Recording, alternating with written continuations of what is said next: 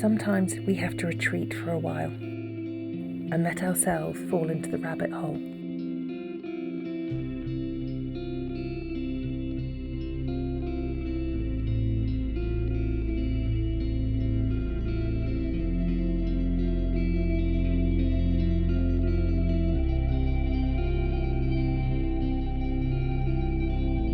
The storms roll in and wash away our plans, our hope, and all we thought we knew.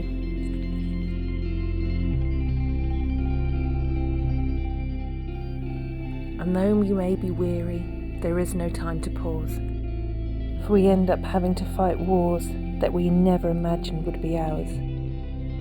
We grieve the things we never thought we would lose,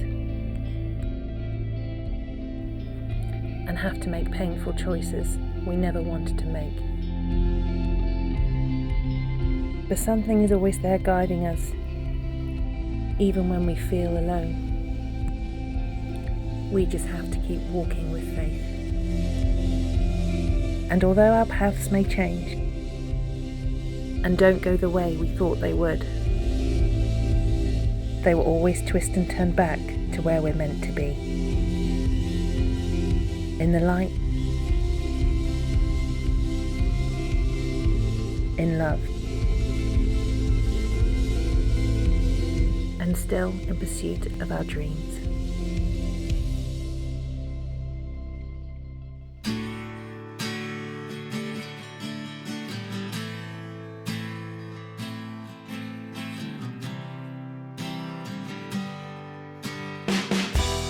It's Christmas Day, so I'm at the usual traditional haunt on Christmas Day, Arbour.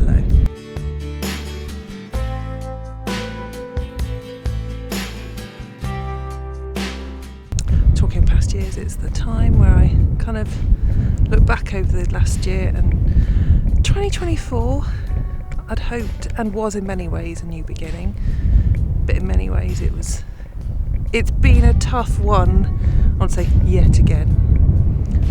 But the truth, it has. There's also been good times, as there always is, but it's definitely tested me.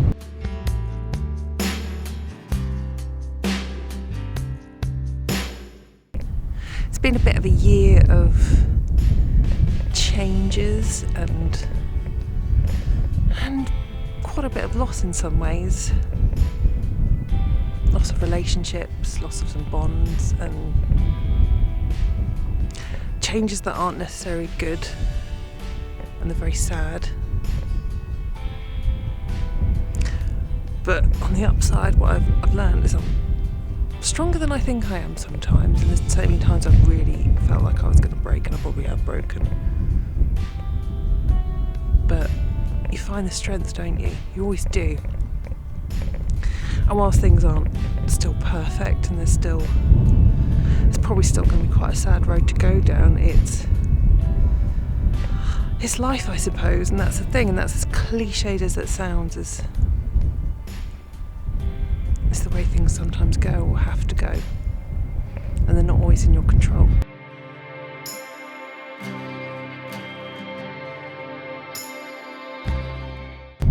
But losses and hard times aside, it's also been a year of doing things I never thought I would do. Pass my driving test at last. I know we never thought that was going to happen, did we? And I've also done things and pushed myself creatively and personally. And like I said, I've done things I never thought I could actually do.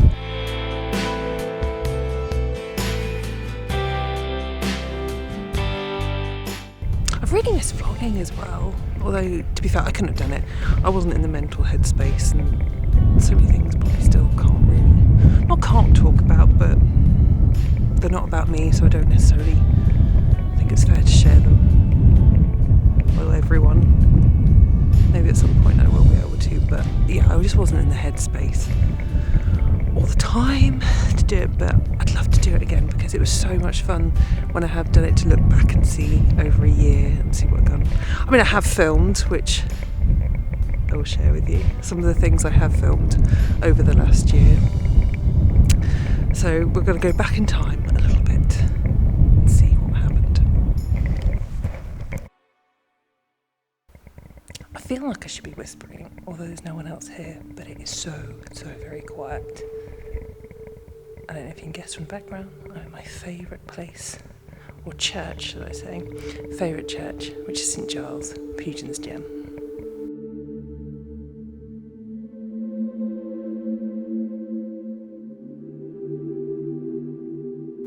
And the reason it's so dark is because I forgot to bring a pound coin for the light meter, but hopefully there'll be enough light so you can see me and I can do what I need to do.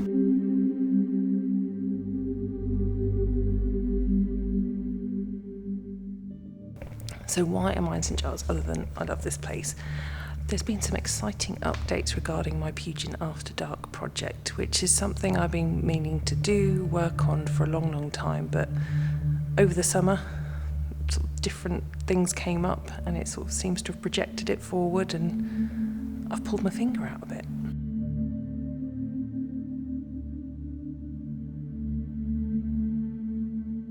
The main reason I started working on it again was because I got asked to do a WI talk back in August. Something that, I'm going to be honest, filled me with absolute dread. I've never really done any public speaking. It's something I would actually actively avoid. But as a result of that talk, I ended up doing another 2 talks. So in total I did 3 WI talks in 2 days, which was insane, crazy, but also really wonderful and fun. And who knew? I actually quite like public speaking. And it was well received, it went well. So basically I did a talk on Pugin's life and work at Alton Towers, and then as part of the project I got everyone to colour in some Pugin designed tiles, which ties into the greater project and plan that I want to do, is actually create a Pugin colouring book.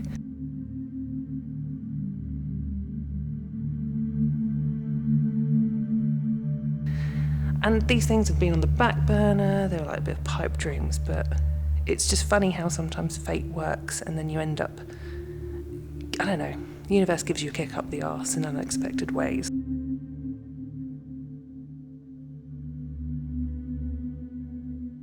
So that all happened, and then we had an event, ACE Alton Community Events had an event called Made in Altonish Festival. And I met someone from the Cheadle Arts Festival who said, why don't you get involved with what we're doing? Which is why I'm at St Giles today.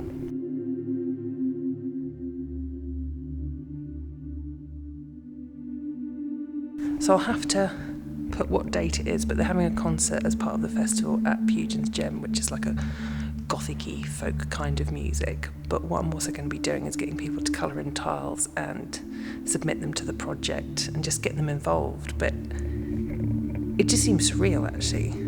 I've gone from not really doing anything with this, but having this idea, to over a couple of months just because of, I don't know, things seem to have fallen into my lap a little bit, or someone somewhere's been sending them, that things have actually started moving and it's quite exciting and people are excited.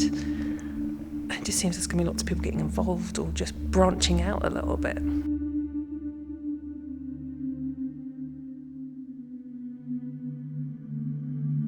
It's definitely done my confidence and things, other things for me, doing all these things, because the last few months have been pretty difficult and I think not going to get any easier in some respects anytime soon, but it's just nice to feel like I'm doing something like what I'm meant to be. And also, I don't know, I can't help but think about Michael in these moments, because he was such a staunch advocate of Pugin and getting his work out there. And like I said, I've said this before, I'm not like think I'm stepping in his shoes. I mean, you can't. But I feel like I'm doing something that I'm passionate about and I think is important.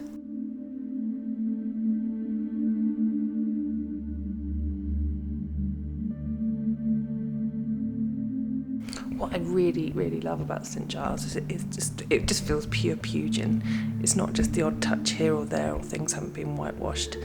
There's so many cute little details and imagery that's just absolutely stunning. I think it's one of those places, it doesn't matter how many times you come, you'll always find something new every time you come to explore.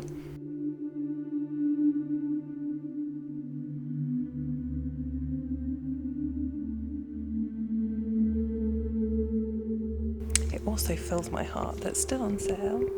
is Michael's amazing guide to the church. There's actually only one copy left, which I think is a good sign because it should sell out. It's absolutely fantastic. I think it's only £3, absolute bargain.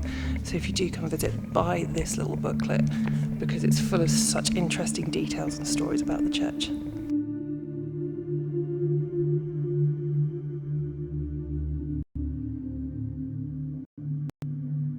It really is a magical place, especially when it's really quiet, and quite often, as you come in the week, there's not really many people about. I mean, I've had one person stick their head round the door and then turn around and leave.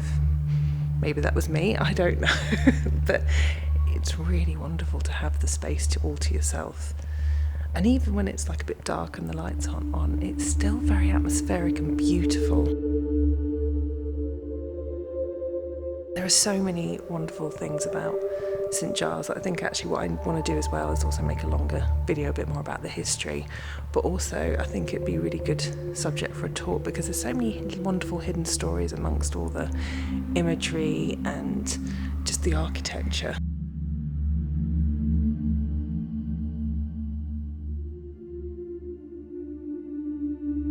What I love about churches is there's lots of symbolism in things, like I might have talked about in another video about fonts and so why sometimes they have 8 sides and things. So I'm always looking for things I don't know because there is so much to know. Like this window, I have no idea what's going on here, but I'm really intrigued and I want to know what the symbolism is. Because I must confess, I always thought upside down crosses were like not a good thing, so there will be a reason or a purpose for it, so I'm very, very, very intrigued. Maybe I'll have a look when I get home and just put something in here.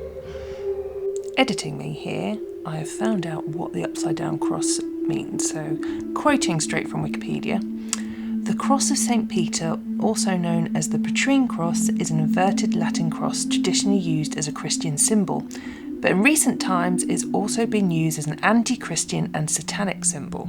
Satan is good, Satan is our pal.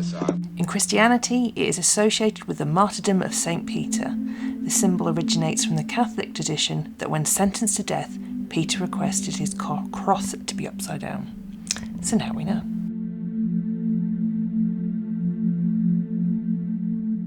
But what we come for today is the tiles. There is such an array of beautiful different designs in this church, and so I want to get a few of those designs drawn up for the Pugin event, because I think a lot of them are actually sort of just general Pugin Minton designs. I think there's one that's from Alton Towers and one that's also the same as here. So I'm going to get some Pugin's Gems specific, I can't say the word, specific designs for the event.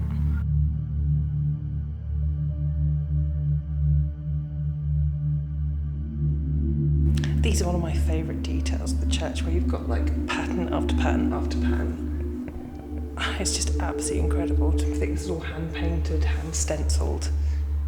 And there's so many different designs in such a small area. It's absolutely gorgeous.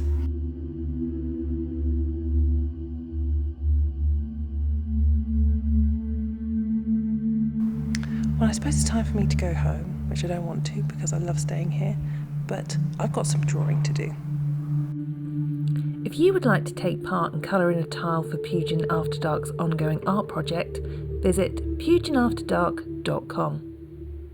There you can download the tiles to colour, see all the tiles already submitted, along with details of how to submit yours.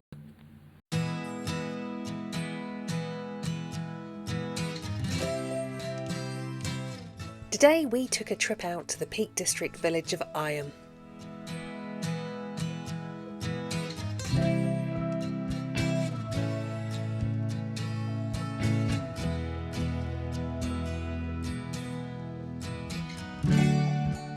Eyam is also known as the Plague Village, as when a bundle of material containing infected fleas spread the disease to the villagers, they made the selfless decision to cut themselves off from the outside world to prevent its spread. There is a small museum in the village dedicated to all things plague, where you can learn all the delightful symptoms that you could expect should you be unlucky enough to contract it.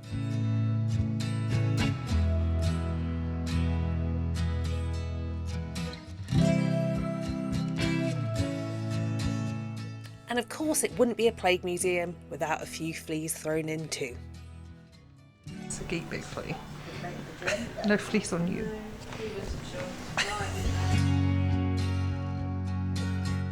Next we took a short walk to the edge of the village to visit one of the many boundary stones. These stones mark the boundary between the isolated village and the outside world beyond. Each stone contained a number of drilled holes which were once filled with vinegar. Money would be placed in these holes in exchange for food or medicine left by neighbouring villagers on the stone. At the time it was thought vinegar was able to kill the plague and prevent its spread.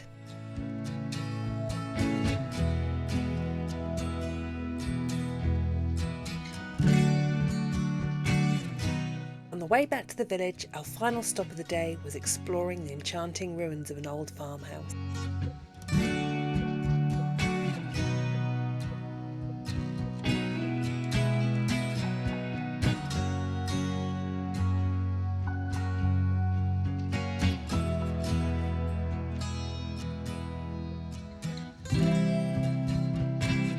Despite its current condition, I think this would be my first choice outside the village and away from the plague, despite it having no roof.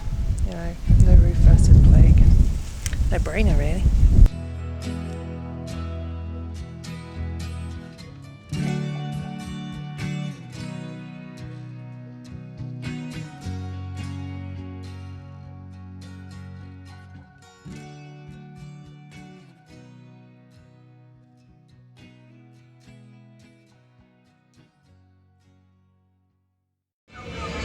It's spooky season, and that can only mean one thing. It's Scarefest time.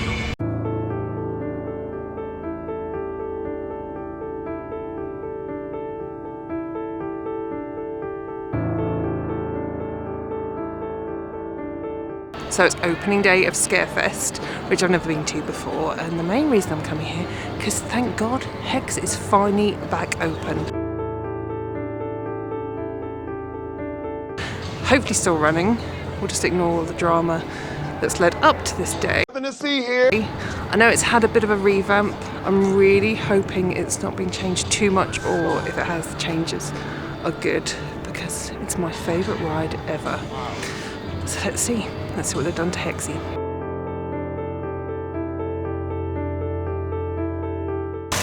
So I have been on Hex again. I'm going to do the good first. Good? What was good about it? So the good is that they have kept the soul of it there. They've used the original video and voices and story, thank goodness, because I was really worried the Hex Man might not be there. I thought maybe this one. But thankfully he is still intact. And it's still a brilliant ride, still my favourite. But I'm going to have to list the bad. Tell me, I can take it. I'm really sad. They've obviously put some new lighting in, which is probably going to be my biggest bugbear, but I'll get onto that in a minute. The smell's different, which is also something to love. It kind of smells like donuts with an undertone of salt. Donuts, donuts, donuts, donuts. Which is, to put it mildly, unusual. But yeah, going back to the biggest bugbear, it's the lighting. The light's bad. As you sort of first go in, there's like blue lighting, but it kind of looks like something that would be something underwater themed. Under the sea. And I thought, oh, well, that's a little bit weird, but okay, I see what you've done there. But then, when you go into the ride bit, Everybody take cover, she's going to blow! it basically looks like, and this is not just in B&M, because I love B&M, but they've gone to the Christmas aisle in B&M and just bought every single light they can think of and just chucked it in there. Oh, they know where everything is. Come on. What else have you got? Honestly, it's so tacky. That's an understatement. The branch in the middle now has colour changing lights on throughout, and there's like this weird snow projection thing with like the witch's head and the roots. It's snowing! And then the dramatic ending, which used to be when like the branch was not lit and at the end it would twinkle along with the sounds and light up white. It doesn't do it, it goes dark. All those god awful colour changing lights just go, and I just don't get it. Well, actually I do, okay, we're going to have a conspiracy corner moment. I think the ride was closed for so long, probably due to, I don't know, maintenance issues. They were trying to find a part, and they thought, we need to make a big thing about this reopening. It can't look like we just reopened the ride, which I don't know why they just didn't go with, because it's a brilliant ride. It can hold its own. It should have just done that. They thought, no, we need to make it look different. So they've slung all these lights in, and it looks like they've just been slung in. They don't make sense. It's really, really distracting. And it's just, it looks like something from the Fast and Furious. I just don't understand it.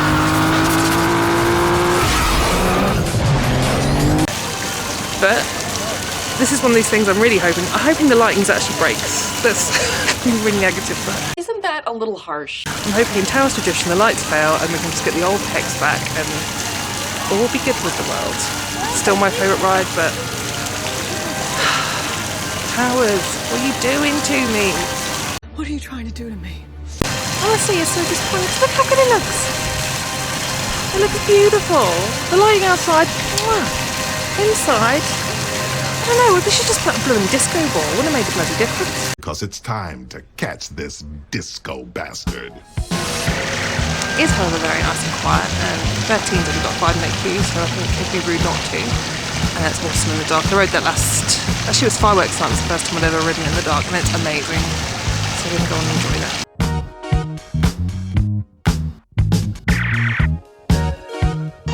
Maybe they got a job lot of those lights.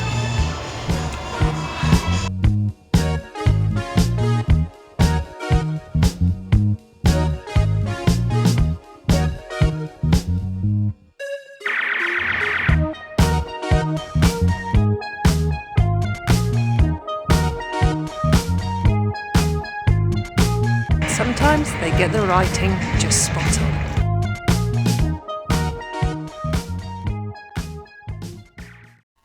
So those were the last adventures of 2024, and I look forward to a new year of hope,